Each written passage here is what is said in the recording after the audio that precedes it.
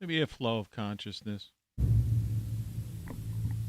In the councils of government, we must guard against the acquisition of unwarranted influence, whether sought or unsought, by the military-industrial complex. The potential for the disastrous rise of misplaced power exists and will persist. Oh, no! Good morning, Tony Caravan. You've been subjected to a highly sophisticated form of propaganda. It's just what you need, and not what you don't.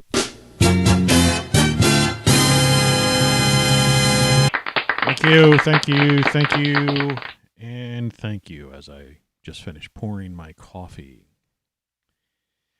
I opened a new can yesterday. I don't know if I mentioned that in the program. I'm going to enlarge this title card for a second, just for effect. This is the idea. The title of this show is that things aren't always the way they seem, and I put a little chat in there that says it's a big world and a ginormous universe. But I used to do cover expeditions to Antarctica, and so this is down in Antarctica way. And what you're looking at is an iceberg. And if you weren't to look at the boat in the upper left-hand corner, but if you look at the iceberg, in fact, almost if you really want to do a little mental game here, take your hand and cover the boat. Humor me. Cover the boat, the inset boat in the upper left-hand corner of this photo.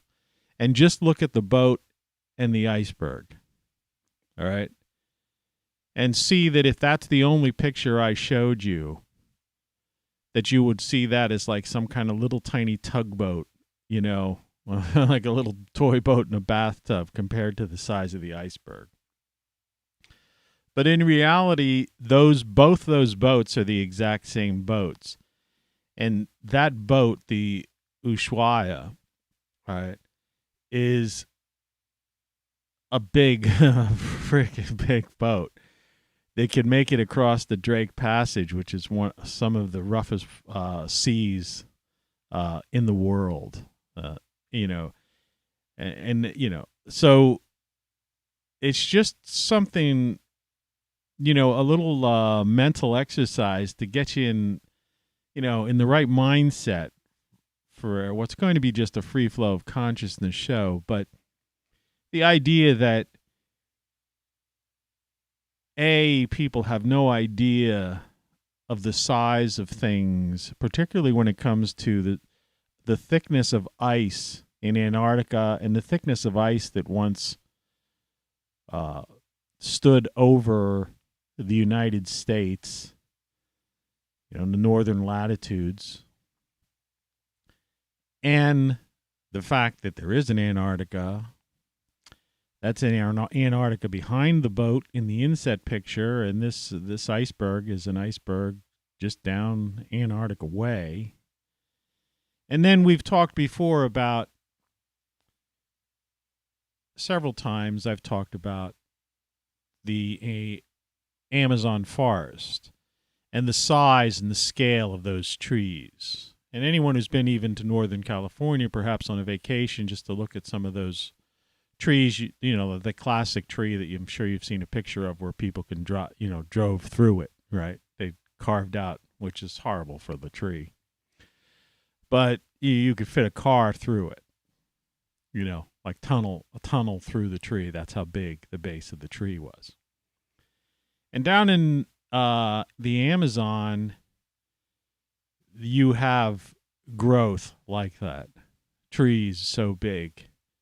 And I've shown them on previous programs, and I'm not going to. There's some things I'll repeat here, but there's some, I can't repeat everything. Then every episode would just be the same slides over and over. So I'm trying to bring in some new ways of getting the same ideas across, or at least opening your mind to thinking outside of the box, so to speak, which isn't a phrase I normally use, but in this case, I'm using it. But it's the same down there in Antarctica. You're talking about ice measured, a couple miles of ice. I mean, do you understand that? A couple of miles. Think if you're driving along with a car, and you got to drive a mile. Well, imagine a mile of ice. So now take Pennsylvania, New York City, Central Park, right? The Great Plains of the U.S., Chicago, right? And imagine a mile or two of ice up there. As you can see, this ginormous boat, right, which is almost this is a large boat. You could tell, just by looking at it, you can see that this is not this isn't some pleasure craft or even a big yacht-sized boat. This is a scientific type of, this is a boat built, ice cutter, or a boat built to make it through rough seas. Holds hundreds of people. But when you see it compared to an iceberg, that's just, I don't know how many hundreds of feet, several hundred feet tall. Well, could you imagine ice over top of your city where you may be living right now?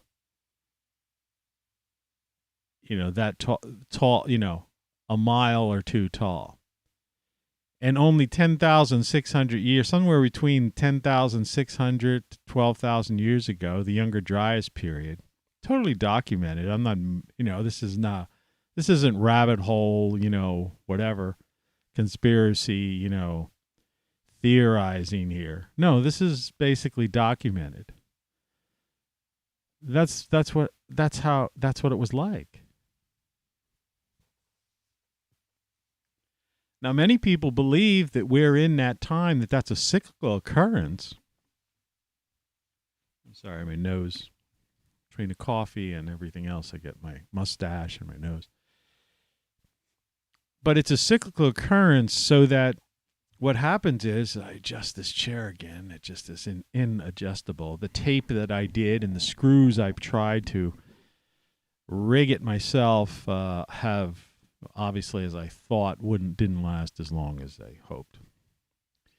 It's 3 degrees outside of my studio right now, and you can see camera 2 up there in the near corner of the screen. And you can see that my chair's I could feel my chair sliding down right now. And I bought some Gorilla Tape. Excuse me.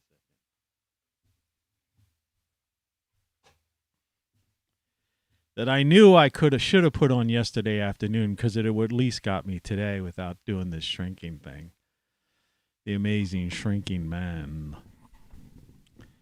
But as you can see, it's been so cold that, that ice bank we're looking at across the street, hasn't diminished one bit. And we're in an interglacial period, if I didn't say that before I got on that slight tangent about the chair. It's like some people have this now, but now we'll get into a little of the woo-woo just for a second, but some people have this theory about the before people.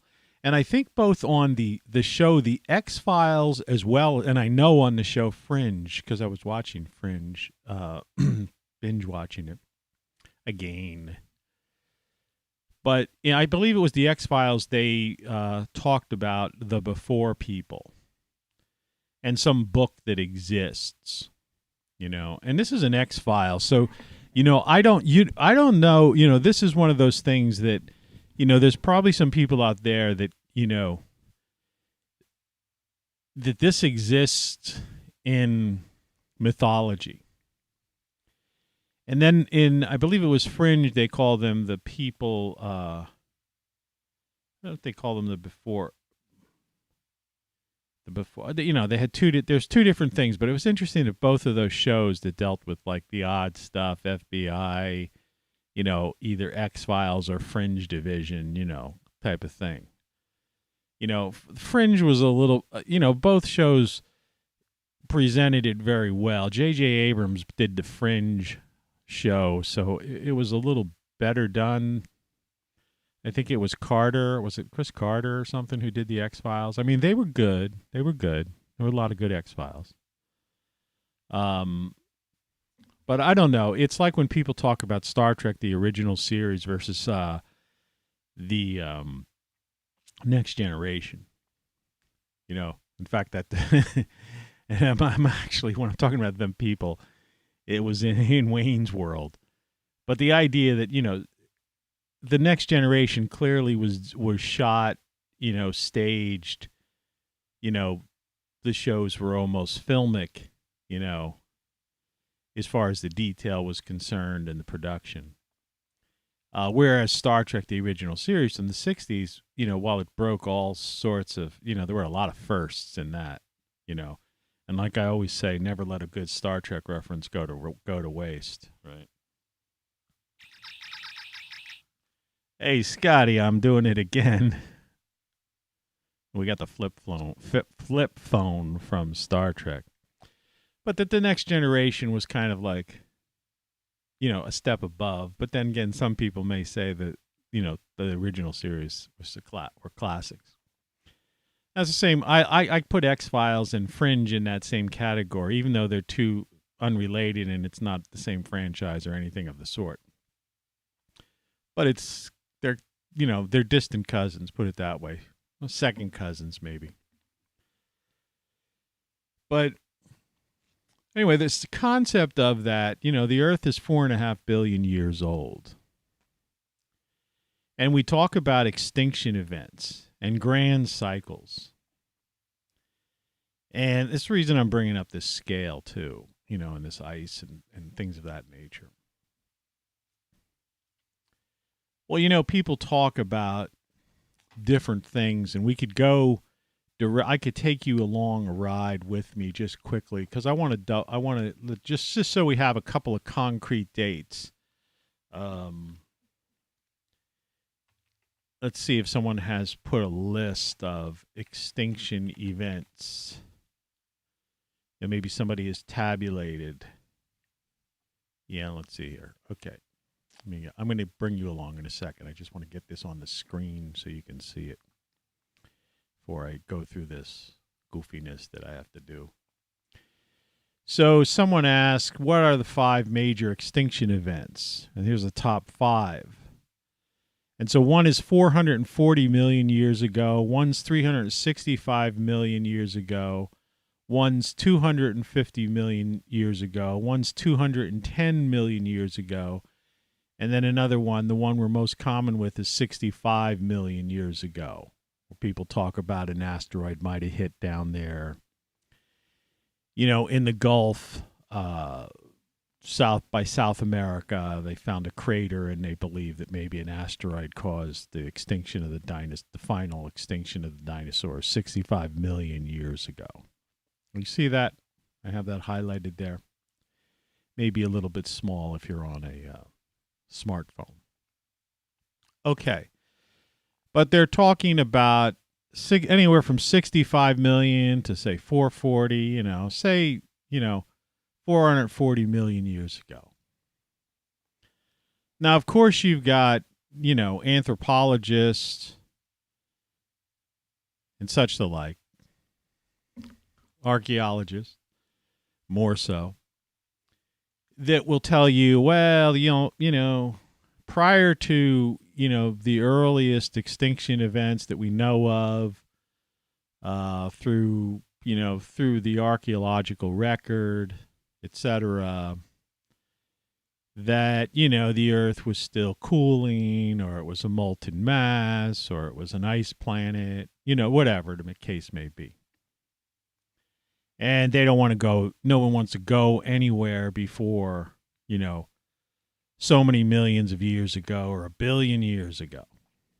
Right? You know, and in terms of science, you know, once you start getting into the billions of years, we call that deep time, because it's incomprehensible time. Just like if you really think about it, when you look at the boat in this picture here, all right, which are from actual, this isn't stock photography and stuff. In fact, it was a royal pain for me to get the boat picture that I've inset there to inset on that using some of this primitive graphics, because like I said, I don't have Adobe software on this computer because I refuse to pay their extortion monthly fee. Since I bought the program years ago, have the box, and even paid for some upgrades along the way, and then all of a sudden it's Creative Cloud and they want me to pay, to have like a couple Adobe programs, $50-some a month, right? Which is insanity. In 10 years, you're talking about $6,000 every 10 years, forget that. Or, people pay it. So I'm using Preview on the Apple Mac, which it has some interesting things, but it's basically, it doesn't allow you to do some real quick editing, like that you're used to doing if you're a graphic guy like me. Be that as it may, when you see that boat, it just looks like a toy boat almost next to that iceberg, which in relative terms is not really big. When talking about considering the amount of ice that was over, like I say, the northern latitudes, North America. Most of the major cities in the U.S., the upper portion of the U.S., from the mid-Atlantic on up type of thing, Ohio Valley and stuff. And so, just that amount of ice would be, incomprehensible somewhat. Imagine being at the apex of that iceberg and trying to dig down. And they have these ice core samples, Columbia University. I worked at Columbia University for a couple of years. They have ice core samples, and of course there's the ice core samples stored down in Antarctica still. There's a lot of science bases all over that place. That's why it's laughable when people, when you see millions and millions of people going after this flat Earth theory as if somehow the end of the Earth is where Antarctica is. And it's like, you have no idea, man. It's a giant continent. You could fit the U.S. in it. And it's filled and populated with people. There's scientists, there's bases all over the place. And there's some of them are just really large bases. Like I said, at the South Pole, the American base has a basketball court and a gym inside of it. I mean, that's how big. I mean, this place is big, and then it's got the greenhouses, there's offices, there's all sorts of places in there, different labs and stuff, and then it goes down under the ice, and the storage down there, and there's these basically tunnels and stuff. And anyway, that's a whole nother story. But since this is Antarctic ice we're looking at, and a boat of that kind, it's apropos. So back to the deep time concept and the before people, right? And so what's to say that, because, I said I was going to talk about some of these extinction events that occur, cyclical, and various climate type of events that occur that are cyclical. I mean, the one climate event that everyone knows of are the solar cycles, because we experience them ourselves, on a regular basis. We have solar maximum and solar minimum. So even somebody in their 20s has experienced a solar cycle, one or the other, or one and a half of, or so of the other. So we know that, that the sun causes changes to our climate on a regular basis and on a short-term basis. I'm not going to bother repeating again the fact that 99% of the atmosphere is nitrogen, oxygen, and argon, and that CO2 is only a trace gas that's meaningless. I mean, apart from the fact that the plants love it and crops grow from it, and in turn we get oxygen and crop and food from it, from its 0.004% trace percentage, which I said I wasn't going to say, but I just can't resist. But we have our magnetic field is weakening. There's something called the South Atlantic Anomaly, speaking of like down that way. And as I've mentioned on other previous shows, the magnetic South Pole has moved off of the coast of Antarctica itself now. And the magnetic North Pole is migrating to Siberia.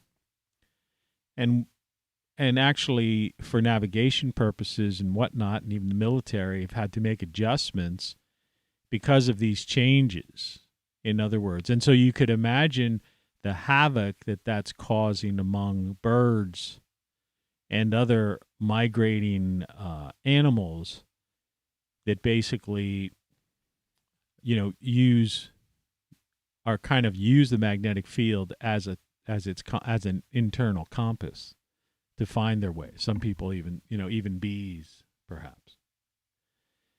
And it's a scary thing. And then when you throw on top of it, which I'm not going to harp on, the fact that these giant white fans, otherwise known as windmills, which do nothing, are killing millions of birds, but also restricting, basically making no-fly zones for birds, for migratory birds. Birds are intelligent enough to know that when they see that thousands of their brethren are dead lying on the ground near these things, particularly intelligent birds, like I tell you, the crows and certain birds they actually mourn their dead. Birds mate for life, right? And we've all heard of the bird brain, as if it's like this, calling somebody a bird brain is like calling them stupid. But the idea is many birds are very intelligent. Very intelligent. And then when you couple that horrific idea of the murder of birds, as opposed to the murder of crows, which is basically a group of crows, flock of them. But when you couple that with the idea that many of these things have been up for coming on 10 years, and that the life expectancy of many of these things is is 20 years at best, some less. Some break down. It's like it's like a car. You can get a lemon. And I'm sure, or maybe you haven't seen pictures of these things, the ones that catch fire, or the fan, propellers just like flying off. Out in California, where they started this stuff a long time ago, you can see, areas where they're just rusting and rotting away. And nobody wants to there's no what they call chain of custody. Nobody has chain of custody of these things, because they've kind of been traded through Wall Street, and they were used because there were tax incentives. There was money available to build them, the utilities got, and then Wall Street stepped in and bought them and used them for, all these exotic trades and different ways they were probably written off, as tax write-offs by multiple companies multiple times. Things that nobody's going to investigate in Congress. So, that whole concept is just, and the cost of actually making them, there is a new, more efficient way of making them than the batches you see littering the landscapes across the U.S. They've destroyed at one time, Eisenhower, who opened up this show talking about the military-industrial complex, was also the impetus behind the national highway system, right? So the big interstates like Interstate 80 and 40, 10, 81 and 90, I guess. I don't know. But anyway, so our freedom of travel and to get to a place much faster, goes back to those years, 60 years ago. But and it was enjoyable to go on those rides. A drive to the shore used to be a pleasant experience, right? Because of all the sights and things. And even before the big highways, you take Route 66, and I've been on Route 66 as much as you can, and I've deviated off into areas when I've done a couple of my cross-country trips, and saw these areas where literally, you could peek through the restaurants and there was still stuff on the tables. People just literally, that was the end of it. The day routes, the new highways were built, the interstates, Route 66 was useless. But that was and there's still portions of it, and people have gotten into retro this, retro that. And so there's been some buildup here and there. But, it was, in other words, traveling, going from point A to point B wasn't just the idea of getting to grandma's house or whatever. It was the journey getting there. There were all these great places to stop and funky motels and, eateries and ice cream stops and souvenir shops and all these fascinating things that, you found along the way. But I say that because most of those days are gone and fading, and a lot of people don't travel anymore. And it's a whole different world.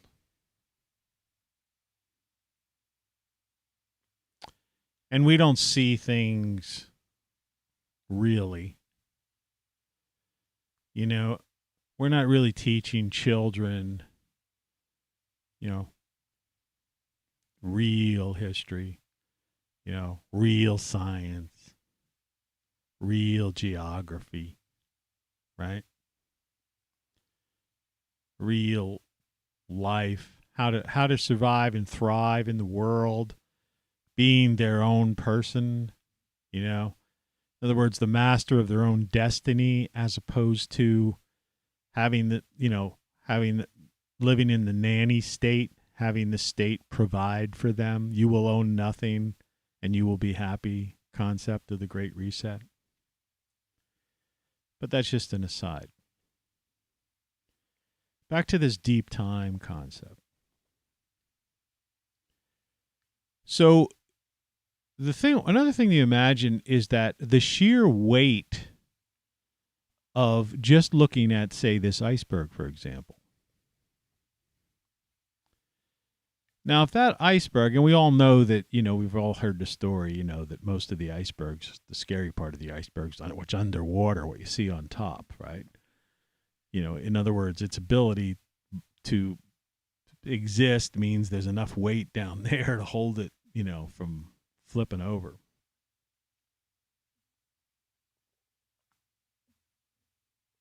So imagine just the volume of this small ice, relatively, compared to what it was like in the Younger Dryas period. Again, which is not debated by anybody in modern science. Well, if that iceberg were to tip over, this giant metal boat that, the front of it is hardened to actually break through ice, right, would be crushed like a tin can. You ever flatten a tin can like under your foot, or flatten it with a hammer or something to where a tin can suddenly is like flat like a coin or something? Do you ever put a penny? I don't recommend doing this because it's very unsafe. But We've done it. I've done it when I was a kid, but like I said, I wouldn't recommend doing it. Stay away from trains because they're locomotive. They're dangerous things, and train tracks are dangerous places because you might think you can, get on and off, but you inevitably trip over, a piece of, one of those wood, wood beams holding up the railroad ties. And then you're dead. You lose a foot if somebody saves you in time. But, I have to admit that if we knew a train was coming sometimes way in the distance, the lights would come down and things would go down. They don't have that many trains around a lot of parts of the country as much as they used to. If you put a penny on the track, sometimes the train would come with such force that it wouldn't drag the penny along with it. It would just flatten it out.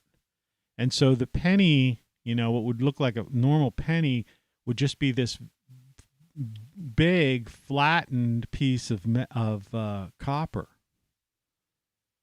Real interesting. The weight, the force of that train.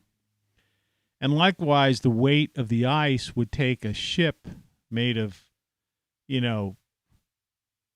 fortified steel, multiple layers of, hardened, what have you, the construction of those things. If you've ever been to a shipbuilding yard, you can see, how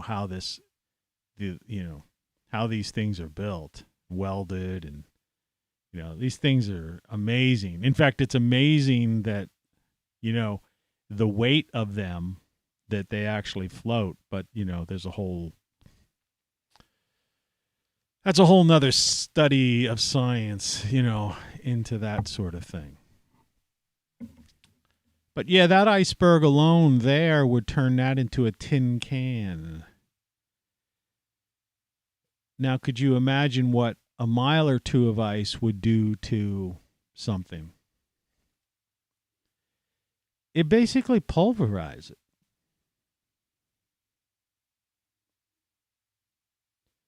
There might not even be, in other words, there's one thing about weight. It's like a mortar and pestle, if you know what that is. And it's like, I don't know if they still teach kids, if they still have like chemistry class and science class where they have hands-on class. I bet you they don't dissect frogs anymore. But though some may. I don't have any kids, so I don't know. I just know what other parents tell me about. And again, I only go by what I hear directly from somebody that I know, not from some third-hand source. But I know many places don't even do that. And so a child could make it through grade school and have never heard of a mortar and pestle, which a pharmacist is quite familiar with, because it's basically a bowl, and it's something that you can grind down something literally into powder, right? So you take a structure, something that had structure, and you put it in this bowl. And then you take this implement, right, that has a rounded edge on it and a little handle, and you press down and you kind of just grind. This is a manual thing. You do this by hand. And you just grind down whatever it is into it becomes like powder.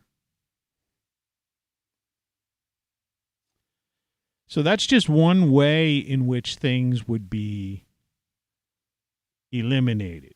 And the reason I preface my discussion with these kinds of things is because I'm building up to something. I'm trying to give you a background. Because when we talk about the before people or a civilization and extinction events, the first thing the skeptic says is, well, where's where's evidence of this advanced civilization? How come, where's the cars or where's the planes? Like, where's the stuff? Right? I'm trying to explain that. We looked at the extinction events that have occurred over millions of years. I left this other browser. Oh, no. We're okay. Thought I left another browser open. Forgive me. We see pulverization because we know that the planet has had layers of ice on it. We know that animals speaking of the Younger Dryas, which is recent history, which is, like I say, which is like within 12,000 years, the last 10 to 12,000 years ago, that there was some kind of flash freezing going on because we found the woolly mammoths that had undigested food in their stomachs. So we've heard of animals such as this flat-nosed giant bear, which is really a monster. You know, when we think about the concept of a monster, you know, that's what that was. A saber-toothed tiger, you know, really was more of a monster, you know, in traditional terms than a big cat. Okay? You know, these were monsters. If you were to encounter them, you know, so people's innate, you know, natural fear or dreams of monsters, a child's dreams of monsters, you know. Yeah, monsters really did exist at one point, but they were flash frozen about 12,000 years ago, most of those really giant monsters. I mean, these things were you know, big teeth, big claws, you know. You think a bear's scary monster, imagine a giant bear, right? And if you think it'd be horrible to be mauled by some giant cat in the Serengeti, imagine a saber-toothed tiger. You know, those are monsters. Well, anyway, they were killed off 10, 12,000 years ago. And they were flash frozen. You know, they literally died in just a matter of a day or days. My chair's falling down again. I have to do this weirdness to get it up. Okay. You say, why does it matter? Well, because I have to reach the microphone, the keyboard, and all this stuff. That's why. Can't believe it. Thought I had it fixed. All right, so I was out yesterday. I could have bought some heavy-duty Gorilla Tape. Instead, I have this thinner stuff.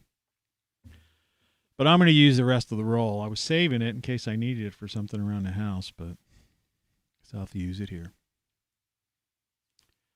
Okay, so you go back and we see 65 million years ago, and there's an asteroid theory.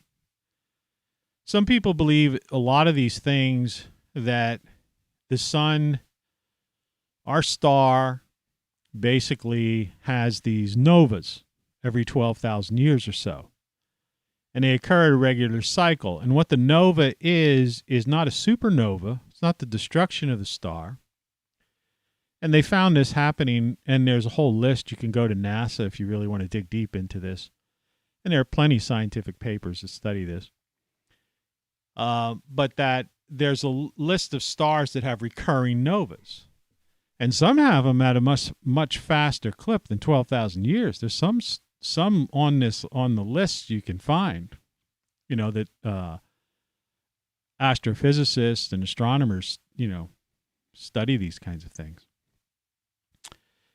There are some of them that occur, you know, literally within, you know, years, you know, decades, as opposed to thousands of years, you know, occur within hundreds of years as opposed to thousands, like a 12,000-year cycle. We, and I say we, and it's people like I've mentioned before, you can find Ben Davidson's site's suspiciousobservers.org. He's got a whole series on these things. And this catastrophes, Earth catastrophes, catastrophism, whatever you want to call it. about these recurring events where he actually gets into the science and, the data behind it, supporting it. So some believe that actually it could well have been our own star that has caused many of these extinction events. Because when this happens, the outer shell of the sun, just comes at this planet and wreaks unbelievable havoc. Basically, to use the ridiculous term, but of biblical proportions. And, some say that there's minor events every 6,000 years, and 6,000 years ago, the so-called flood story, Noah's flood, but there's literally flood stories from around the world, in every continent. I can't believe this chair just is totally given up. I may have to go in there and try to just grab some tape. I mean, that's the fastest it's ever gone down. And so what I've often said before, just to interject this, is that there are more stories of the past that exist. That's why I'm talking about this book, The Before People, how I opened this up. There are more stories of the past than there are modern scientific books and stories. Do you see what I mean? There's volumes and volumes of works, supporting all sorts of Earth catastrophes, grand cycles, and various things that are all just like, modern science looks at it and says, I have some religious belief, that's some mythology.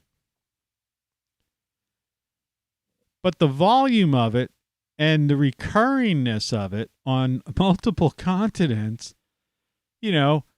flies in the face of that kind of just scoffing this off. And then you have the archaeological evidence, of these events. In fact, even the Younger Dryas period, with 10 to 12,000 years ago, the only argument among scientists is there are still many in the camp that try to say some sort of comet or asteroid broke up, and then these two big pieces, these two big meteoroids or whatever, one hit the Greenland, and another one hit the the Pacific Northwest area and caused a deluge there, and then in effect ocean rise and dug out these gorges and all this. And at the same time that there's people talking about stuff like that, then there's the electric universe theory that believe that a lot of what people think are these took, millions of years of erosion were basically caused by, like plasma discharges that just dug out these, I'm going to take this boat off here for a second. We're not talking about that. That dug out all these funny looking things, same things you see on Mars. So they may not have been, riverbeds of old, but basically were caused by these plasma discharges or arcing. Imagine lightning beyond your wildest dreams, and that these cave drawings, these images that have been carved and have stood the test of time were people trying to, draw what they saw in the sky, right? But that's just one part of it, is this whole, like I show, I took the iceberg down, is the ice part of it. And that people are, and other people argue that 12,000 years ago was a cycle of the sun having this outburst, and that fits with 24,000 and 36,000, whatever. And we could get into talk about, even Egypt and all of that sort of thing. And that some of those structures are much older and from civilizations. In other words, the dynastic Egyptian period, right? The pharaohs, they happened upon the Great Pyramid and the Sphinx. And that those pyramids that looked, some archaeologists try to look, there's so many pyramids, and the pyramids are all over the world too. That's another weird thing that people don't talk about often. But that sometimes people will look and say, well, look at this pyramid looks like they were like attempting to build it, but it caved in, or that. And it's like, I think there's another way of looking at it. The way I looked at it is that, no, that may well have been, a later group of people trying to create a pyramid and not having the technology, the understanding, the engineering, the mathematics, to be able to build something like the Great Pyramid or, the Sphinx that maybe I'll be 36,000, 72,000 years old. Who knows? All right. No one can say.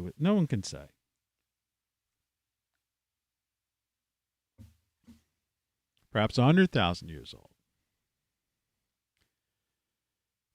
Perhaps as old as man, as they believe man is ourselves. But let's go back to the idea is that, yes, so I'm not disagreeing with the idea that asteroids, and the Earth hasn't been bombarded. I'm not disagreeing with things like major supervolcanoes going off and causing all kinds of, near extinction events.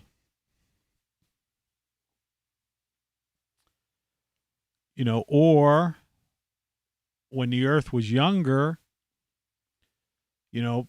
possible, volcanic activity, around the world.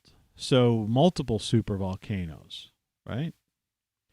I mean, we're sitting here in the United States, and we, everyone talks about Yellowstone, it's a supervolcano, but it really would, if that were to, blow its top, that would be basically a near extinction event. Very few people in the United States would survive it. And it would cause what, what they used to say in the Cold War era, which we apparently are re-entering now with this current administration, nuclear winter. Skies would darken, the sun couldn't come in, plant life dies, those dependent upon the plant, the chain of being, right? The food chain is disrupted, and most people die off. Except, with exceptions. People talk about bottlenecks when only thousands of people seem to survive. There's those who study that sort of thing, right? The genetics. I still find it hard to believe that our genetic makeup is similar to that of a banana. I forget what percentage that we have in common with a banana, but it's more than it should be. Put it that way. You want to look into that sometime if you're interested in weird things. But jokes aside, how do we know 1 billion years ago there wasn't a civilization that was far more advanced than ours? the Earth would have already been around for 3.5 billion years ago. Prior to that, 3.5 billion years. Our civilization, modern civilization, remember what I'm saying, we had a basic near extinction event just some 12,000 years ago. 12,000 years ago. Modern man, as we call it, people go back to the Sumerians, you have people like Hancock and other people, and myself, that we obviously have concrete evidence, and archaeologists have uncovered these things, civilizations from some 12,000 years ago. That seems to be the latest of many of these city type of places they found, though those who investigate this stuff have found places much older than that. Like I say, with the exception of getting into the concept of the pyramid and the Sphinx and all that sort of thing, right? And of course, there have been weird fossils found. Cremo, I think, in Forbidden Archaeology, there's some books he's put out. Him and another guy, I can't think of the other guy's name offhand. But, there have been many things found, artifacts found. And I'm not just talking about like the Antikytherian device. I'm talking about things found within rocks, like fossilized, so that this shouldn't have existed been found encapsulated inside a rock, like a fossil of, many millions of years old. Right, that sort of thing. So we have that, but because this whole study is one of anyone who ventures into this area, it's the woo-woo, that there's no one putting this together like a police investigation where they set up, the whiteboard or the board, the pegboard, and they try to connect all the dots and put, have the photos of this, photos of that, and strings connecting it or whatever. You see what I mean? Nobody seems to be doing that sort of thing except maybe authors like, Hancock or somebody like that who looks into this, the fingerprints of the gods or those kinds of types of stories.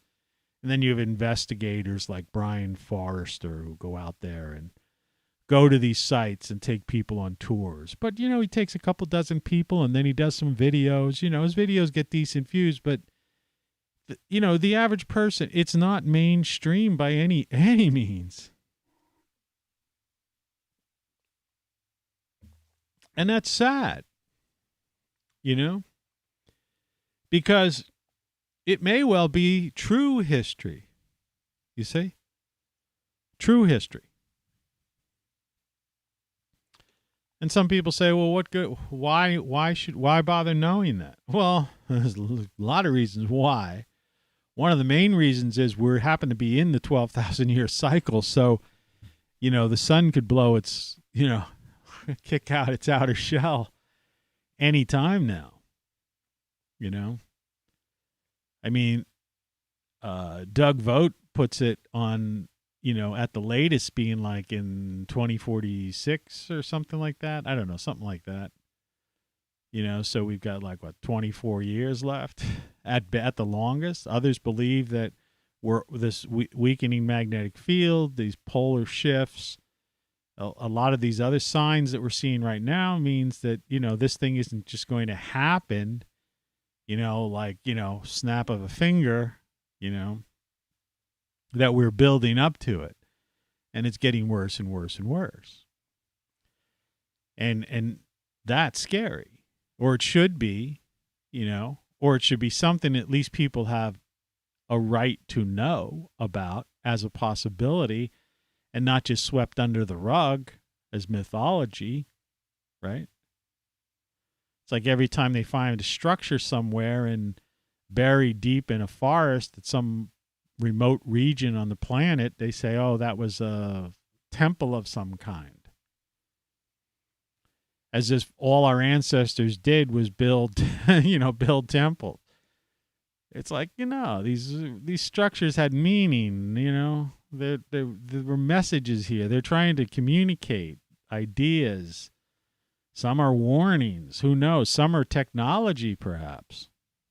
And I want to get into that before the end of the show, because it's very, I started to touch on that yesterday. So it's quite possible that this idea of the before people, meaning before these major extinction events, forget the 65 million years ago. Let's go beyond the 440 million years. All right? 500 million years ago. That if life, our entire society, look how fast we went from the horse and buggy, right, to the electric self-driving car, which basically we have now. Or how fast we went from, basically pedal-driven plane, float, glider, like a kid's, balsa wood,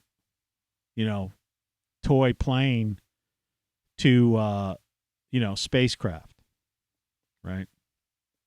In such a short period of time, literally 150 years, 160 years, things like that. From telegraph, right?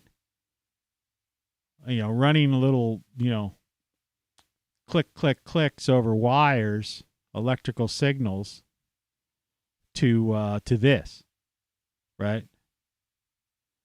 This stuff happened, in the last couple hundred years.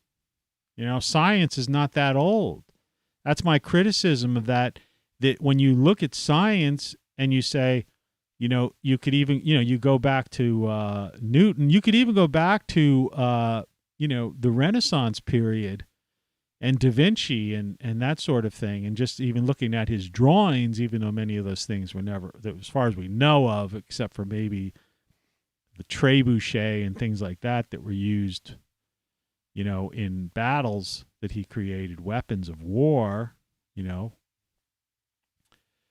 But apart from things like that, we're still only talking about, 500 or 600 years ago.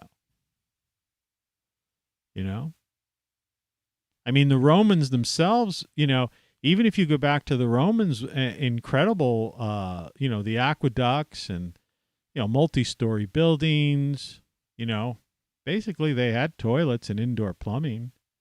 I mean, what more could you ask for in life, I mean, their cities were fairly modern cities, in many ways, just lacking television and the smartphone, right? But I mean, life there, if you were to really go into a Roman city a couple of thousand years ago, you would be quite a home. You would be quite surprised to find a stairway and go up to a second floor bedroom and find that they had, if they were wealthy enough, that they had running water and their own toilets. They had public toilets and public baths, heated baths and things like that. But the wealthy had that stuff within their own places. But still, it's only hundreds or a couple thousand years ago. And so all of this advancement, and then, of course, we lost it all during the so-called Dark Ages. So imagine if life can go from cuneiform, clay tablets, and basic living in the origins of agrarian, and the formation of cities, and construction of buildings and houses and things of that nature, and communities developing cooperatively. If all of that could happen in 6,000 to 12,000 years, say, for example, well, why couldn't it have happened 3.5 billion years ago? And at that time, instead of lasting only 12,000 years? What if it were 24,000 years? In other words, look at AI today. All right? Look at SpaceX. All right? Let's pretend Big Pharma isn't running the medical industry, right, which is holding us back. Or let's pretend we don't have the military-industrial complex that's worried about profiting on wars. Instead, those contractors would be using that technology to be creating something to deflect this solar outburst, right? See, that's what we should be doing right now, because we might have 2 decades. And I got into this yesterday, right towards the end of my show, and I was trying to say that one of the biggest things that comes up when people talk about these corporatocracy, these corporations, these counterproductive things that go to make, they say, well, if we got rid of the military-industrial complex, all those jobs and people depend on that. If we eliminate such a big pharma, imagine, it's like, yeah, right. It's like if we cured cancer, then all these people would be out of work. It's like I said no to that yesterday, but it was like towards the end, I didn't get into enough detail, and I want to finish that off. It's like, no. It's called retooling, just like we did in World War II when they retooled to-go factories to create military things, right?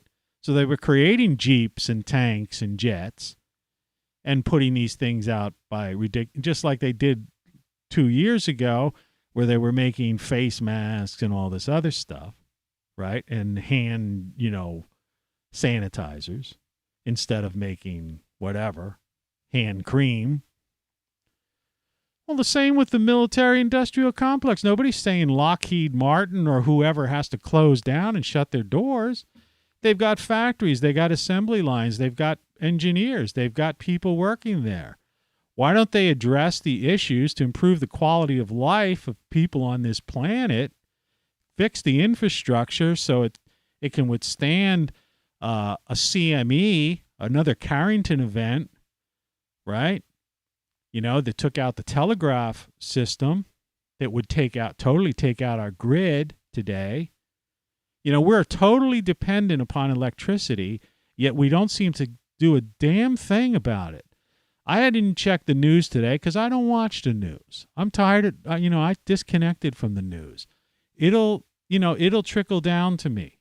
But I noticed yesterday, just briefly watching one live guy, a meteorologist, happens to be on YouTube, who was doing a live broadcast, that there were already hundreds of thousands of people without power up in New England. And I'm sure those numbers have shot up to 1 million or more at some point. I don't know. I can't say that with any certainty, because I'm not sitting here watching TV. I'm talking to you. But the idea is that should not happen, right?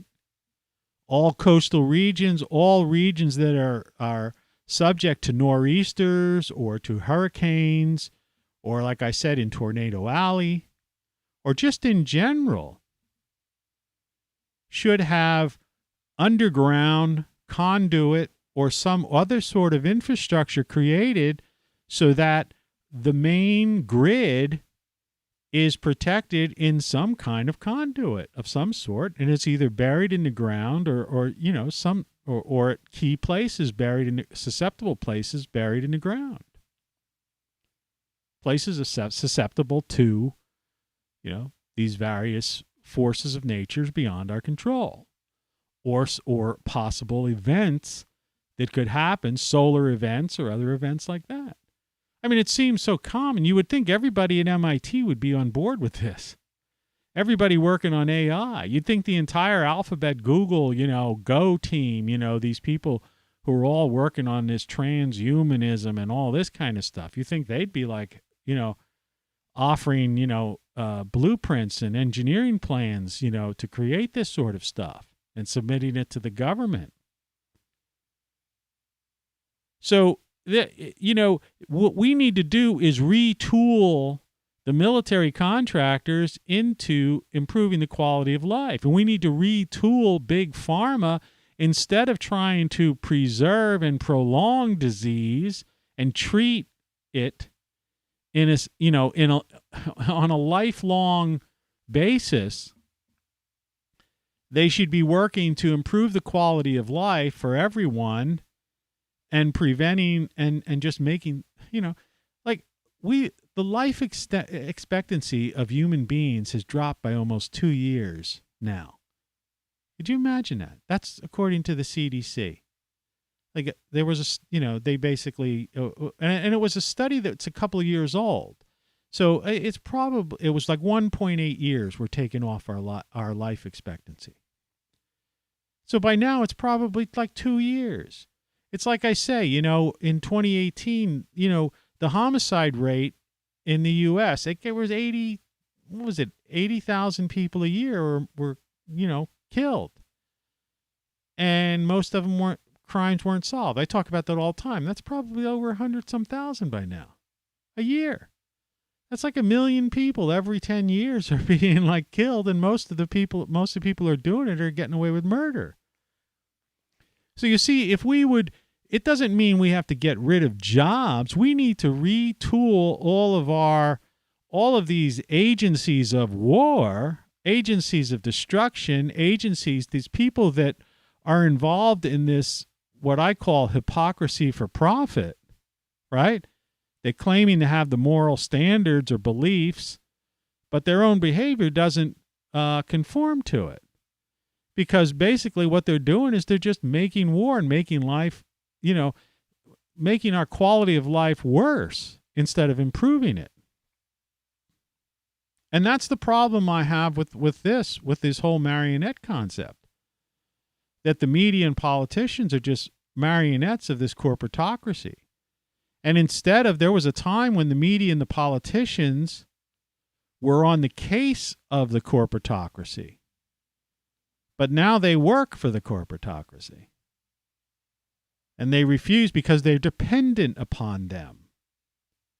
Just like the the politicians and the media are dependent upon you. Because when you donate to a campaign, that goes to commercials and that props up a television station or a newspaper. Keeps the media alive, and the media won't go against these bad actors. And the corporations, of course, are contributing to the campaigns and are writing the bills and putting amendments in that benefit the corporatocracy. I mean, it may well be too late, everything I'm saying. I mean, the Great Reset already happened a couple of years ago. What we're seeing now, this is it. We're in it. I don't know if it's reversible. I'm just giving you an idea and explaining.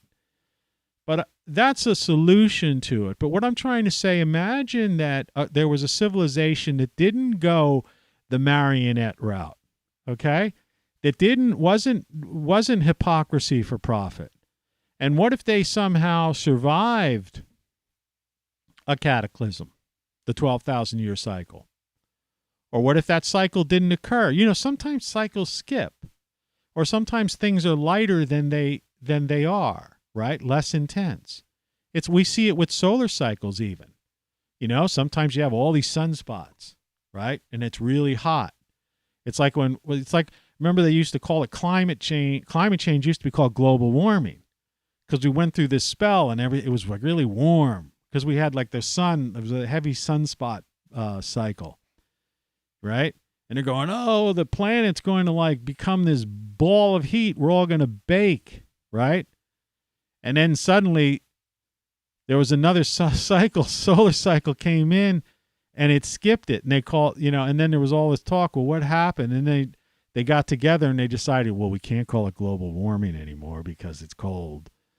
So we're going to call it climate change and we're going to blame. I mean, I don't watch TV, but I could guarantee, a guy in New Orleans used to say, I guarantee that there were many a news anchor and many a weatherman out there and, the snow blowing in New England saying, these types of storms are due to climate change and they're going to get worse and worse. It's like, shut up, kid. I'm an older guy. I've seen nor'easters my whole darn life. I said in the show, I don't know how many, a week or so ago, I talked to my 88-year-old mother, and she was reminding me of a time when the snow was halfway up our house. And I can remember because I had to shovel it out as a kid. And I remember shoveling often nor'easters.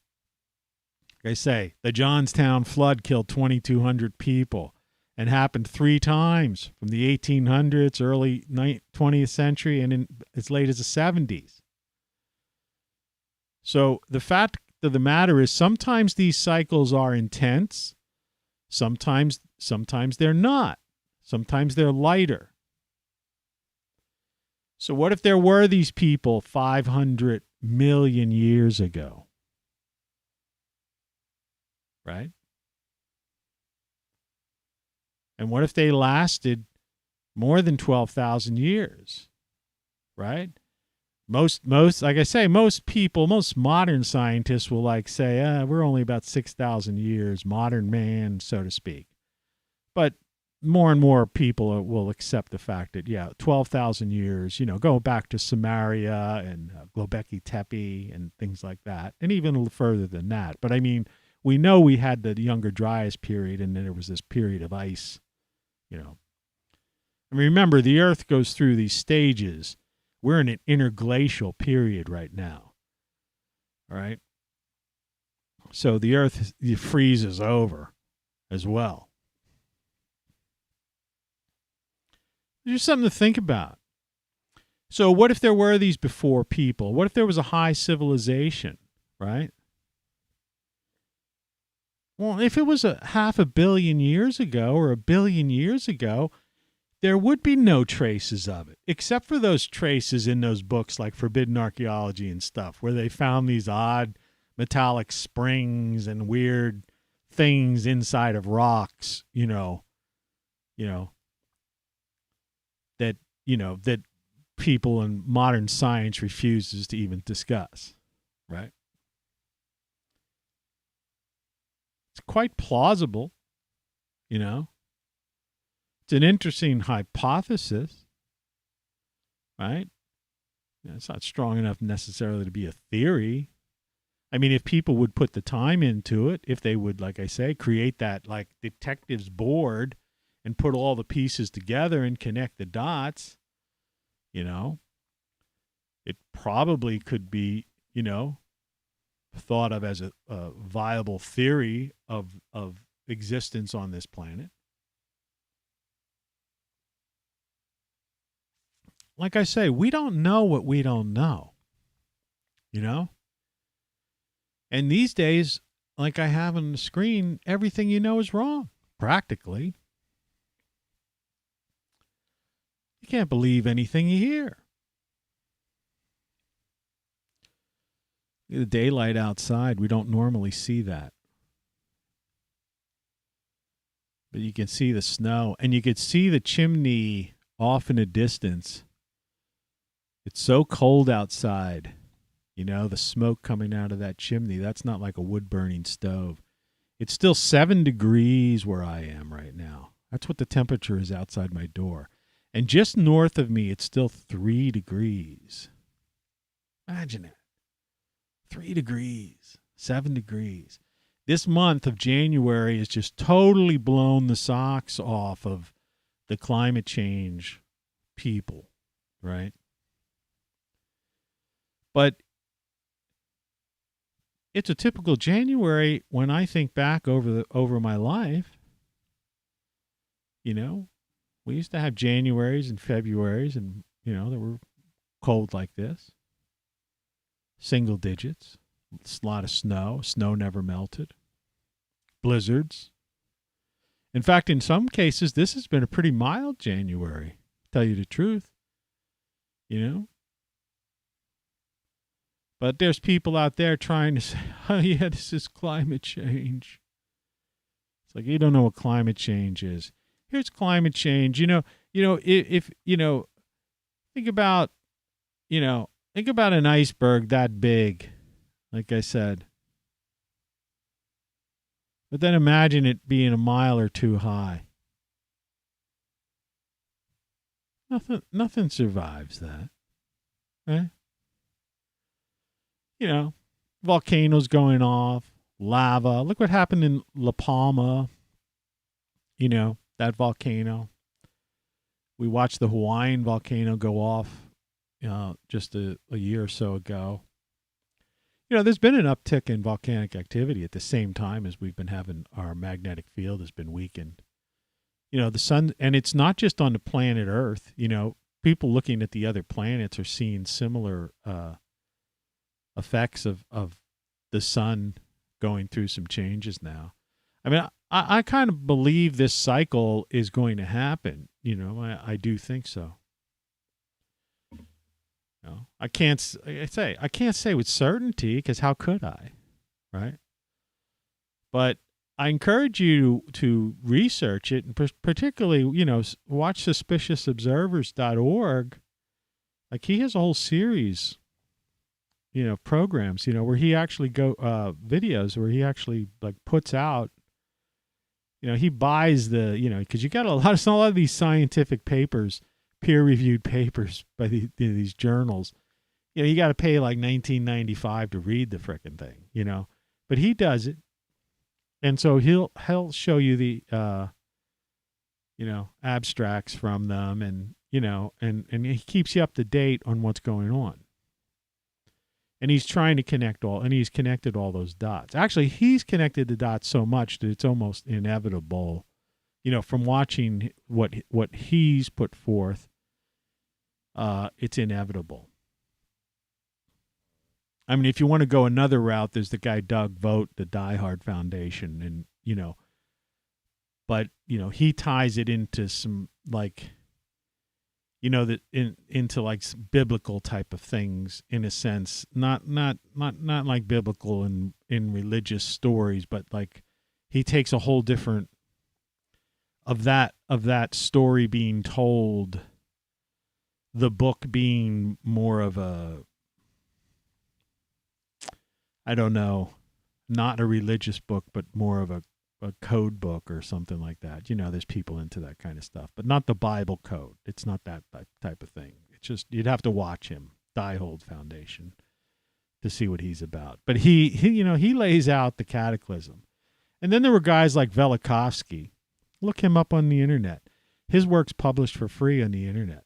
Immanuel Velikovsky. The CIA, there was this book by Chan Thomas was his name. It was called The Adam and Eve Story. And again, this had nothing to do with the Bible or anything. And this came out, I don't know, 40, 50 years ago, at least 50 years ago, I think. And that book was classified by the CIA. And it was recently, and you could actually find that on the CIA.gov site. There's certain parts are still redacted, but some people have found copies of the entire book. And that talks about a catastrophe of untold proportions. I read the opening page here from the CIA released document on a previous show. It was about a month or two ago. I'm not going to read it right now, but it's, check it out. It's crazy. It's insane. And it's just hard to believe. And you have to question, why would they classify that? Right? Why would the CIA classify a thing that's talking about an Earth catastrophe like I'm describing to you? So anyway, these are interesting things, and I'm just saying, you don't know what you don't know. And in the case of a lot of people going through the school system today, everything you know is wrong. It's sad, but it's true. And people put so much into politics, and politics is their pop culture, and then it's the cult of personality, having a person, somebody save me. It just is ridiculous. Instead of just people living their lives, being the master of their own destiny, doing and, reaching their full human potential and realizing, it's not up to another person to do that. I mean, it's a parent's responsibility to raise a child to the age of reason, at least, so that they have a, you know, a chance, a fighting chance to, you know, deal with this life on this planet. But, you know, once you reach that point in your life, it's up to you to basically take hold of the reins and, you know, and do something, like make something of yourself, do something, figure it out, you know. And this idea of the nanny state, right? And the, you know, the president of the United States is like this, you know, patriarchal, you know, figure, father confessor or something. I mean, is ridiculous. And how you can take a guy who, you know, some average Joe, right? And suddenly they become the president, and it's like, bow your head, Mr. President. It's like, the guy's a person. How could you be a person 5 minutes before you took an oath, and now suddenly it's like, oh, Mr. President? Always cracks me up, right? Like I say, I lived and worked in Washington, and I've personally known, you know, some candidates, and I've known some congressmen, you know, who were in Congress. This is years ago, you know, who I drank with and stuff. I just knew as guys. One guy I grew up with, right? And I used to watch how people used to treat, you know, I'd be sitting there having a beer with just a friend who happened to be a congressman. And I'd watch people, and they'd be like, you know, they'd been like almost like starstruck type of, you know what I'm talking about, how people react. It's like, what changes? Nothing. You're a politician. You're a musician. So what? You got a song on the charts.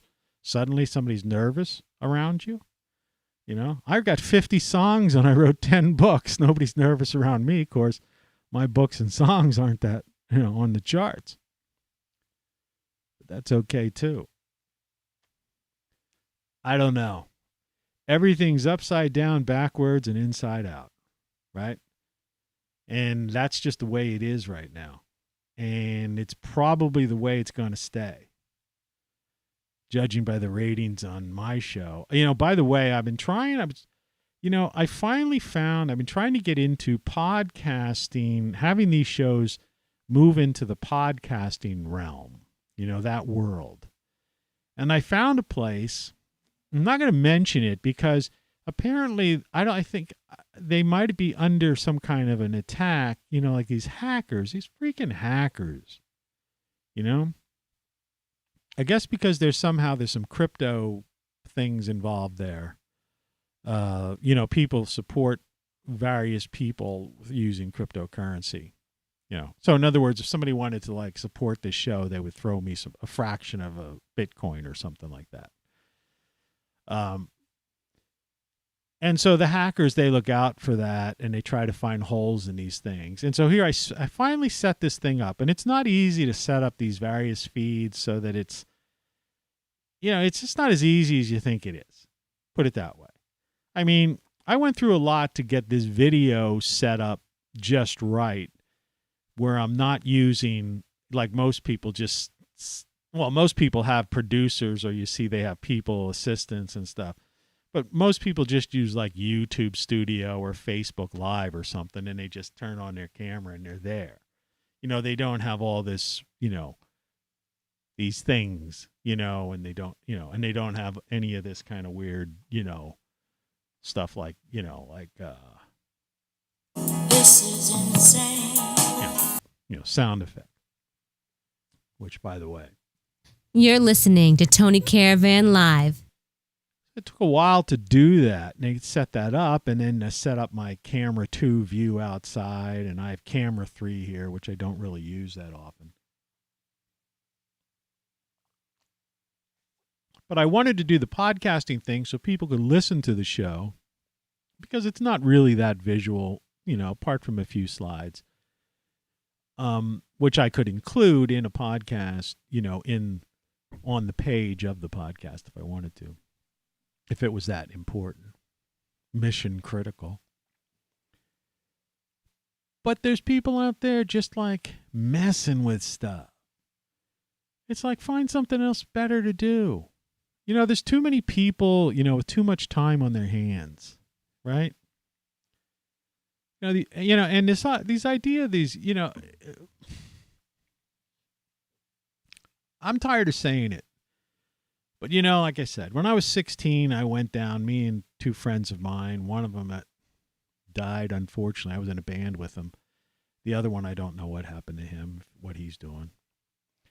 But three of us, when we turned 16, we went down to the Social Security office and we got our Social Security cards, So you have social, because you couldn't get a job unless you had a Social Security number. We went down there and got our Social Security cards, and I walked over to some Rite Aid, and I got a job, and I was basically stocking shelves and crushing boxes in the back room. I told that story one time. But the thing is, people don't want to do that kind of thing today. It's a generalization. But people don't want to work. They want to sit around, see if they could steal somebody's Bitcoin or hack somebody's site, you get into some bank account. I had some hacker one time. This is a couple of years back. I was hacked a couple of times, twice. Both times I basically fought back and won, right? The first time I told this story recently because it was about the Ukrainians. I basically tracked them down and, put the fear of the Lord in them, and I got my money back. Very few people, if anybody, ever did that. Got their money back from those scams. Those people that do that. They try to hold you hostage and stuff like that for money. I tracked them down and scared the shit out of them. Well, another guy in the U.S., somewhere out in the Plains State, Iowa, or one of those weird places, I forget where it was, somehow got into one of my accounts and and it was something to do with gaming. Like, I don't know, bought some kind of, I don't know what it was, but there was like two payments of like $250 or $500 taken out. And I guess the guy, had to be a kid, right? Like, a lot of these guys are kids. Some aren't though, but maybe it wasn't a kid.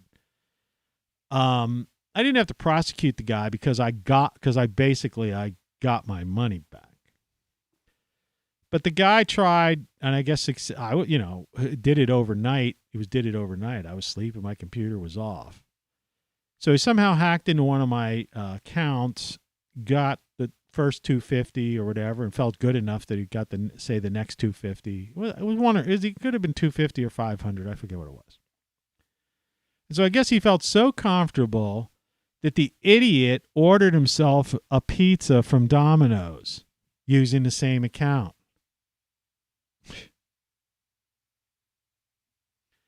And this is the funniest thing.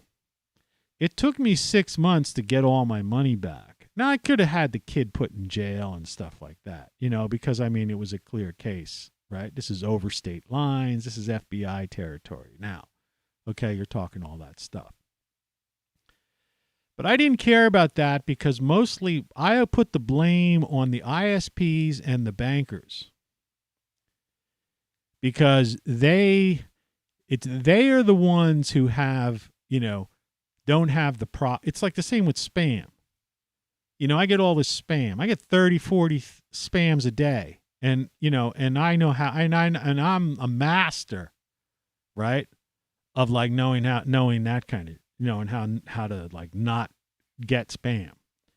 But what's happening is the people who are running the email servers, the ISPs, the so-called gateways, the gatekeepers, they don't know what the hell they're doing now. Or they got kids working for them who are sitting there texting their friends or something, or they simply don't understand the code, right? And it's the same with the banks. The banks are getting hacked. It's like, well, who the hell you got working for you, right? And then like when I first approached this issue, I said, look, this guy ordered himself a pizza in like Iowa or wherever the hell it was. I'm going, look where I'm logging in. Check I haven't flown to Iowa. In other words, it's clear that this is the guy. Here's the address. He ordered a pizza from Domino's. It was delivered. All right. And they're like, well, we need to put an investigation, open an investigation before we can return the funds to you, blah, blah, blah. And I'm like, what the fuck are you talking about, man? I don't live in Iowa. I'm on the other side of the country. I'm on the East Coast. Yeah, wherever it was. It was somewhere out there. It was one of those places. And I'll tell you, it took, to get the full amount of money back, took me almost 6 months. But I got every penny and more back because I threatened to sue the bank. But, what kind of operations, are they? What kind of, mindless people do they have working for these companies? It's like Gmail, and, whatever, Apple Mail, right? All these, Yahoo, Yahoo's out of control, that, you ever see, I don't even get, I get Yahoo. I have a Yahoo Mail account I've had for years. I don't really use it anymore. And I don't let it come into my system here at all. But periodically, once every 6 months, I check my Yahoo Mail, because if your folder gets filled, then it stops. And there's one thing from Yahoo I use that for, which I'm not going to tell you, but there's only one thing every year that I need from Yahoo. So I have to go on and delete this ridiculous amount of spam, literally hundreds and hundreds and hundreds, and it takes a long time to do it. And then that just throws it in your trash folder, and then you got to empty the trash folder, and that takes almost just as long. You can only get rid of 50 at a time or something ridiculous. I don't know what it is. I don't know if they've changed it or not. But I think this year I'm just going to get rid of the whole thing, because the one reason I was using it, I'm going to phase out of that this year. But the point of the matter, it's frickin' Yahoo. Well, it's not even Yahoo. I think it's Verizon now. They've been bought and sold so many times. It's funny. Yahoo created the whole thing, and Yahoo basically turned into nothing. It's like the only thing, it's like a brand name that it doesn't even carry any weight anymore. I think they have Yahoo News or something. But I mean, it's like a Hayes compatible modem, right? The thing you needed to have in order to get on the internet in the 90s, right? And the company Hayes went out of business before the heyday of the internet really took off. That's a sad story. A lot of people don't know about that one. But then you have, Google and Apple and places like that have the same problem, Like Apple has built they talk about privacy and all that stuff, and they have this thing where you could unsubscribe and they send a thing. It's like when you formally unsubscribe. Now this is a generalization, because there are some genuine people that abide by the rules. Not many, but some of the companies that are in business to sell advertising emails, they will abide by the unsubscribe thing. Okay, because they don't want their company to be put in a category as being spammers, right? Though what they're doing, their whole business model is spam. But 9 times out of 10, if you unsubscribe, what that does from spam, what that does is that tells the spammer that, we have a real email address. This person unsubscribed. See, if you do nothing, then that just becomes, and you put it in your spam folder, then it just sits there, and it's not going to go. Chances are it's not going to go any further. It's not going to exponentially increase. You see?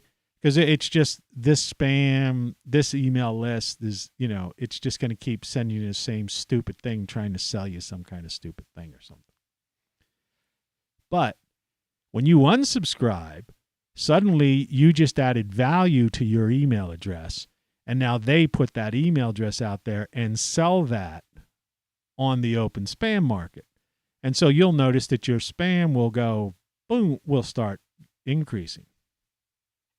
I made the mistake last year when Apple included, I don't know when they started doing it, but they included a thing at the top where you could hit unsubscribe, and I thought it was Apple was basically something on their server side. No, it was literally a function of their email program where you could hit unsubscribe. This isn't like unsubscribing on the email. That's the thing you got to be very wary of, because if you do that, chances are you're going to get that alerts them that you're a real person, as opposed to just being a name on a list. It's like those voting registers, right? Where all these dead people vote and they send out ballots to dead people and people don't live in the state anymore. Okay. Well, that's what spam lists are like. The same thing. There's, thousands, if not millions of names on these lists that are just, people don't even, you have that email address anymore. Okay. But once you respond to it, then they say, okay, we got a live one here. Now that's worth selling. Well, anyway, so I don't know what Apple's game was, but that's where I pinpointed it to. So I used that feature several times because I was getting certain spams, and I just tired of it. But I've noticed that over the past 6 months, there's been an uptick in spam that's like ridiculous. Now, I don't know if that's because of the Apple feature or not, or just in general lackadaisical thing with Google and Apple and others in general. But in the year 2022, it seems to me that whether it's at the ISP level, some gatekeeper somewhere along the line, or the point of origin of the email servers, that they should be able to get rid of spam, right? But they're under pressure. It's like the corporatocracy, this show's run a little long. I want to end this soon. But it's like a marionette thing, probably, though I'm only guessing on this. In other words, back in the 90s, a lot of us talked about it. I used to be in like the HTML Guild, which was like a loosely held organization of just people who were creating websites before anybody else was. And one of the things put up when spam first started to happen, right, was that, hey, let's just make it real simple. If you're one of these companies that's sending out, if it's a political ad in the subject line, make it or somehow encoded in it, you have to check the box P for politics. If it's a charity, check the word C, a C for charity. If it's an advertisement, AKA spam, right? But advertisement, check the A. If it's porn, back then I think they still, I don't know if they still allow it or not. Check PR or something. I don't know. Simple solution, so that on your computer, or you could basically opt out of, advertising and political or fundraising, F for fundraising or whatever. You can opt out of that kind of stuff. I don't want to receive any advertising emails. Okay? I don't want Lowe's for Pros contacting me. Okay? I don't spend that much money at Lowe's. I get some stuff. I'm trying to fix my roof, maybe do some garden work or whatever. I don't want to get a thing from Lowe's every frickin' day and telling me to sign up for Lowe's for Pros. Okay? I don't want Walmart fashion. I got all the clothes I need. I got more Hawaiian shirts and things like this than I ever need. I'm never going to have to buy another one the rest of my life. I have more than people who live in Hawaii, because I used to be like a DJ and into that kind of stuff. So don't send me stuff just because I bought, a pair of sneakers there, or I bought a dashiki for my show for $12.95 to wear on Kwanzaa, just for the effect, showmanship. So don't go sending me things like I want to buy stuff. I should be able to opt out of that year 2022. You can't. I get all the spam. Yesterday I showed on the show. I still have it here because I didn't take it off. Let's see. Trump trying to get me to sign some kind of pledge, but really what it is they want you to give money so he could get into the social media business. Screw that, right? And then Biden Harris, look at them laughing their asses off, saying, give us money so we could keep our agenda going. And my question is, what's so funny and what the heck is your agenda? But you understand, I'm getting spam. Adam Schiff is sending me stuff. All right? I don't, like, what the heck is going on? I didn't vote for Biden Harris. I didn't vote for anybody because to me, politics is bullshit. Right? I don't believe that politics should be pop culture. I think politics is blown completely out of proportion. I think that we live in a corporatocracy. I think the media and politicians are marionettes of the corporatocracy. And I think the people involved, it's all hypocrisy for profit. Right? Yet I'm getting Biden Harris, Adam Schiff, Trump kids, other people running for Congress and governor and all this stuff. I'm getting that spam every frickin' day. And then I'm getting things from anybody I ever bought a single thing from, whether it was just a box of nails. I'm getting spam from them every other day. Sick thing. And if I would hit unsubscribe, their corporate, whoever's running their thing, would probably sell that email address to 5 other companies. And then I'd get 5 times more spam. That's how it works. Anyway, that's a meaningless annoyance. And there's not much you could do. I mean, I have it go direct to most of it goes to my junk folder and stuff. But see, it's not a new thing, but they have a thing on now. It's like with these crank calls. Like, do you get these calls? People call and they say, your car insurance is, but it's like, I don't have a fucking car, but it's an automated voice. And the latest one is like, you spent so much money. This is to confirm that you spent $900 ordering such and such a thing on Amazon. I got that call 3 times a couple of days ago. Just hang up on that immediately when you get it. That's an actual scam. I called the Attorney General of the state I'm in to get on the no-call list last week. But I'm still getting calls. But the woman I talked to said about the one with the car or one of the other ones, she did tell me that there was an active investigation that they were looking into. And they were trying to get at that one, the car insurance one.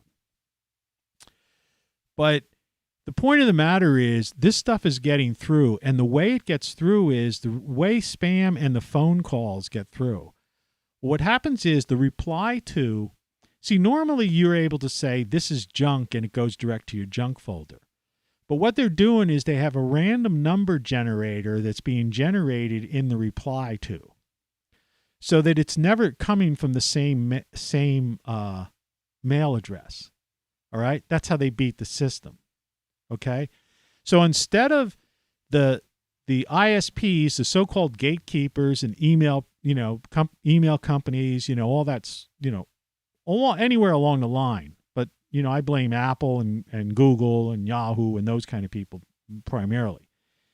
So instead of them adapting to that concept that these guys found a way to beat the system by putting a random number in the reply to address. So when you say this is junk, well, the next time you get it, it's not the same number, okay?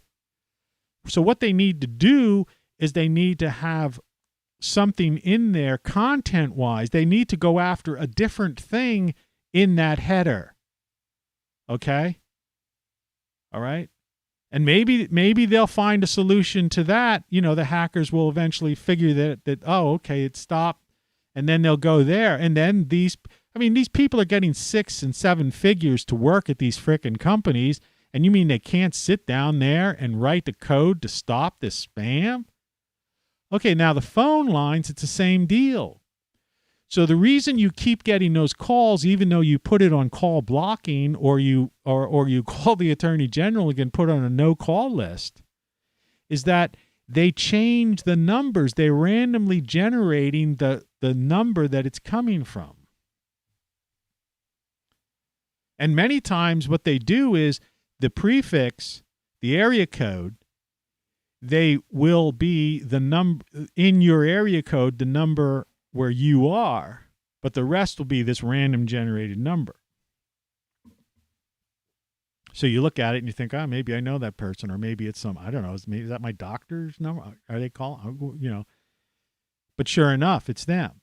And so you can't block it because every time they call you, they're calling from another number. But there's ways around that too. All right? But the phone companies don't want to do it because they're marionettes of the corporatocracy. And the politicians aren't going to pass any laws because they get funding from Verizon and AT&T. You understand? And the media is not going to make it a big story and a stink about it because they get advertisements from AT&T and Verizon and whatever, T-Mobile and whoever the hell all these companies are. Do you understand? This is the problem. All right? We live in a corporatocracy. All right? And they are marionettes of the, corporatocracy. And that little girl is you. Because you're a puppet of the corporatocracy. Because you're sitting there watching Fox or CNN or MSNBC or Bloomberg or ABC. It doesn't matter what you're watching. It doesn't matter what your ideology is. You understand? Because it's all hypocrisy for profit. That's the part people don't know. They're two sides of the same counterfeit coin. Right? The same stuff's going on. It's the year 2022. Life expectancy's just gone down by 2 years. Right? Our quality of life isn't better. More people are dying of cancer, right? Getting prostate cancer and breast cancer and stuff than ever before. What's up with that? Right? Heart disease is still the number one killer. Cancer is the number 2 killer.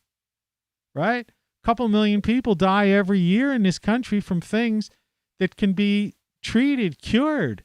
They don't need to die. Forget about this plague, right? These things come along every now and then. Okay, so what? Whatever you know. But the point is, what about these other things that have been on the list for decades? They used to have these things back in the 60s. We're going to, donate to this such and such. We're going to cure this in your lifetime, and they'd have telethons and all this other kind of stuff. What'd they do with that money? Built big buildings. They got these research centers, right? All I know is, look, you give me 10, 20, 50 million bucks. I'll hire some of the, best minds, and I don't care what it is, we'll cure it in 6 months.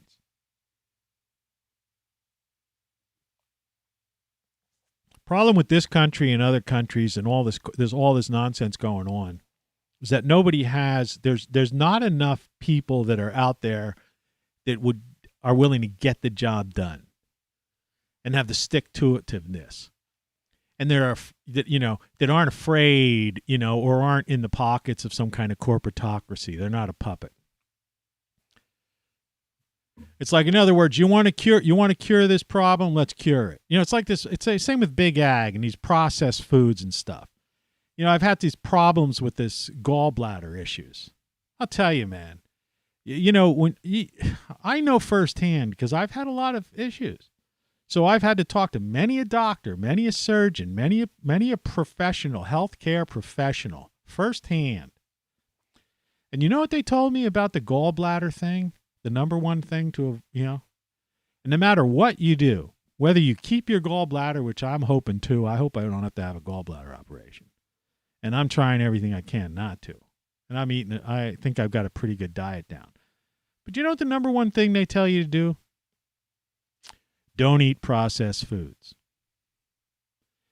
If you've got heart problems and things like that, you know what the number one thing they tell you to do? Don't eat processed foods. Now, when you go to the grocery store, you know what the grocery store is? 2/3 processed foods. The rest is pet food, and then you've got a produce section.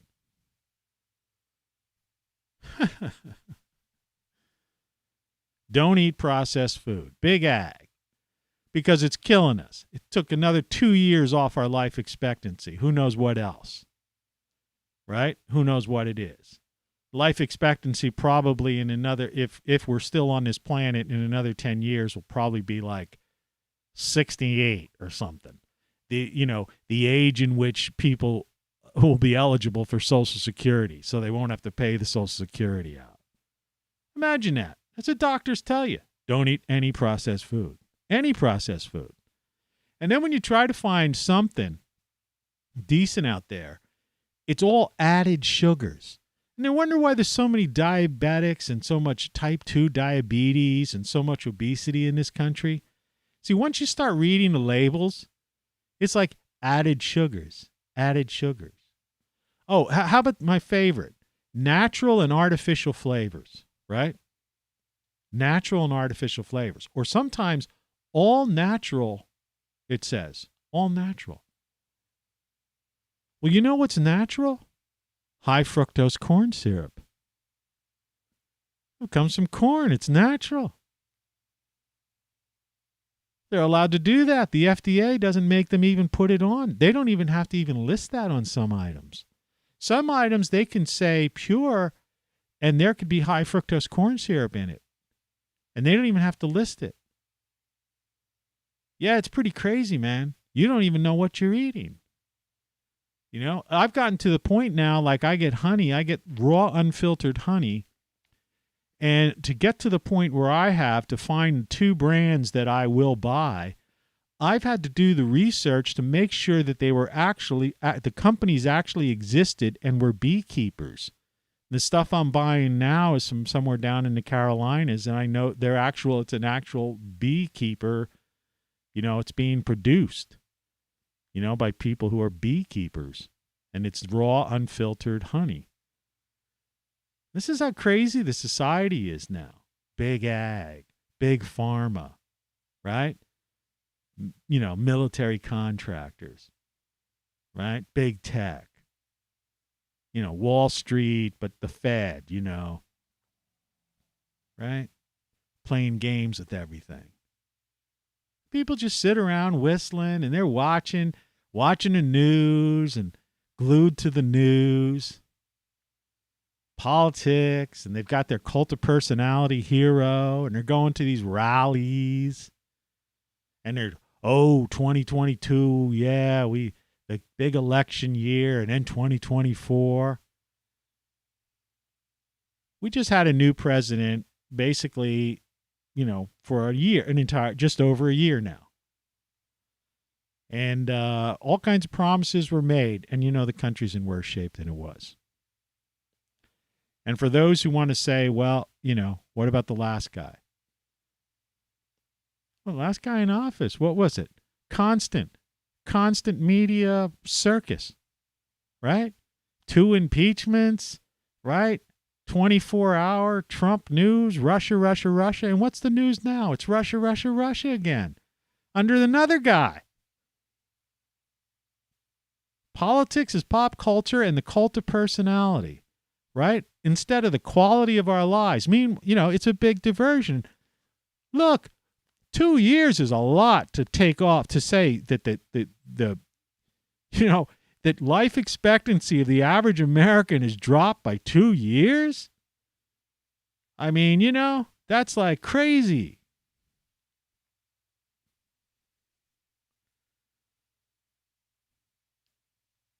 And there's so many things that are crazy going on right now. There's so many things. But hey, that's the world we live in, I mean, what are you going to do? It's like, This is insane. I mean, it's beyond this. This is a nightmare. It must be a nightmare. A long time ago. The only thing we have to fear is fear itself. Yeah, well, we're way beyond that point. It's an excursion into the odd and into the very, very different. All right. Thanks for tuning in. I appreciate it, Good morning, Tony Caravan.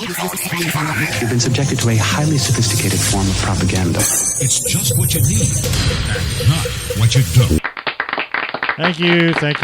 Thank you. Visit my website, Tony Caravan Live, ROCKFLUX.com. And get one of my books, or something along those lines. That would be nice. I'd appreciate it. It would help out. It would help me out if you could do a thing like that.